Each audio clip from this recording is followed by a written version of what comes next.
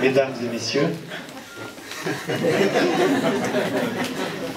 merci beaucoup de ce qui est vraiment un signe de reconnaissance pour une opération qui pour nous s'inscrit vraiment dans notre manière de travailler aujourd'hui. C'est quelque chose de très touchant d'être ici. Je vous dirai pourquoi après et en quoi j'ai aussi des relations particulières avec la Tunisie plus que sur d'autres pays. Juste sur cette opération Partager Lire, je vais faire un petit récapitulatif. Je remercie notamment Bertrand Levrat de l'Hospice Général de Genève qui est ici, qui nous a fait le plaisir d'être avec nous ce soir. C'est avec Bertrand que l'idée de cette récolte de livres est née il y a en début 2008 ou fin 2007, lors d'une rencontre où il m'a dit « Moi je m'occupe des personnes qui sont à l'aide sociale dans le canton de Genève. On essaie de leur procurer un minimum vital. Dans ce minimum vital, aujourd'hui, il n'y a pas l'accès à la culture. Qu'est-ce qu'on peut faire ?» Et je lui ai dit, on va faire quelque chose, et en quelques mois, on a monté cette opération de récolte de livres, qui a été un succès, un test qu'on a fait avec les librairies de Genève, et devant le succès, on l'a élargi l'année suivante à toute la Suisse romande, donc c'est la 4e année qu'on le fait, la 3e au niveau roman, et historiquement, toujours avec l'Hospice Général qui nous suit dans cette opération, qui est toujours calé sur une date qui est importante pour nous aussi, qui est la date du 23 avril. Le 23 avril, c'est la date que l'UNESCO a choisie en 1996 pour créer la Journée mondiale du livre. Et moi qui suis libraire et qui travaille dans le livre depuis bientôt 30 ans, j'ai toujours été embêté jusqu'à cette opération de ce qu'on faisait ce jour-là. C'était souvent quelques joyeux intellectuels déjà convertis à la lecture qui se retrouvaient entre eux pour lire la poésie. Et je trouvais dommage que la Journée mondiale de l'UNESCO, ce ne soit pas justement un jour où on donne accès aux livres à ceux qui n'ont pas accès aux livres. Et c'est ça qui donne aussi cette force à cette opération, c'est ce symbole du 23 avril qui nous permet d'ancrer ça dans une démarche importante. Vous avez parlé des droits à l'éducation, fait partie des droits fondamentaux, et l'éducation passe par le livre. Et donc ça prend absolument un sens aussi important que d'autres droits fondamentaux. Et donc cette année, en 2011, il n'y a pas très longtemps, on reçoit un courrier d'une amicale tuniso-suisse qu'on ne connaissait pas. Évidemment, il n'y avait pas d'adresse mail, il n'y avait pas de numéro de téléphone. Et je dis tout de suite à Luc, qui est notre directeur commercial et le maître de cette opération, mais qui est en vacances cette semaine, il disait, on organise une récolte de livres à Mérin, on aimerait un soutien de Payot. Et je dis, mais vous lui répondez tout de suite que la récolte, nous, on l'a fait déjà, de toute façon, et qu'on serait très heureux de la faire avec l'amicale. On a mis quelques jours à identifier Rida. Toujours aujourd'hui c'est difficile, il est décidé à ne pas avoir de téléphone portable, ça ne simplifie pas la chose. Et on a très vite convenu d'un accord de donner donc la partie qui revient à l'Hospice Général et de donner tout ce qu'il y aurait en plus pour cette opération de solidarité avec la Tunisie. La Tunisie est un pays particulier pour qui s'intéresse un petit peu au Maghreb. C'est vrai que Bourguiba a vraiment dans ses priorités, dans ses objectifs prioritaires mis l'éducation au premier rang.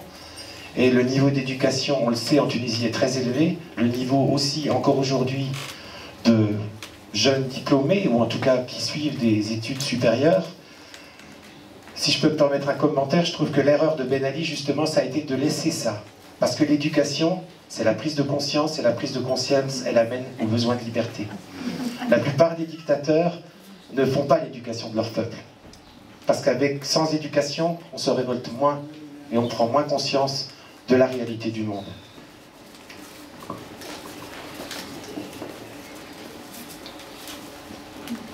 Alors la relation personnelle que j'ai avec la Tunisie fait que dans mon passé, dans le livre, je travaillais à la fin des années 90 dans une maison d'édition qui s'appelle La Découverte. Et puis un beau matin, début 99, on a vu arriver un manuscrit de Nicolas Beau et Jean-Pierre Tucois, qui n'avait pas de titre encore et qui était le premier livre qui est sorti en France qui dénonçait le régime de Ben Ali.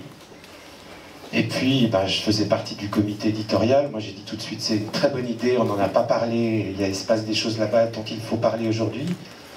Et puis, on a cherché un titre, puis j'ai pensé au livre de Gilles Perrault, Notre ami le roi, et j'ai dit, mais on pourrait peut-être l'appeler Notre ami Ben Ali, puis allant plus loin, on pourrait peut-être demander à Gilles Perrault une préface. Vous avez certainement lu ce livre. Je trouve que la préface de Gilles Perrault est remarquable. C'est du Gilles Perrault. Et le livre a eu beaucoup de succès grâce à Ben Ali. Le jour où le livre est sorti dans les librairies en France, il a envoyé ses hommes acheter les stocks dans les librairies à Paris. Je le suivais à la trace par téléphone.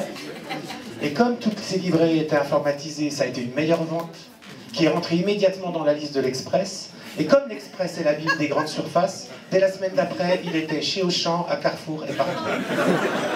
C'est une histoire vraie.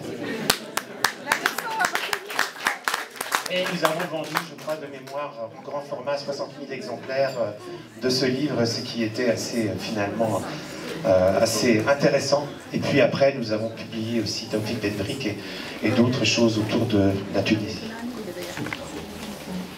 Alors je voulais remercier M. Kouba, qui dès le départ a souhaité nous soutenir, nous apporter tout son réseau pour qu'on puisse mener cette opération, c'est vraiment important.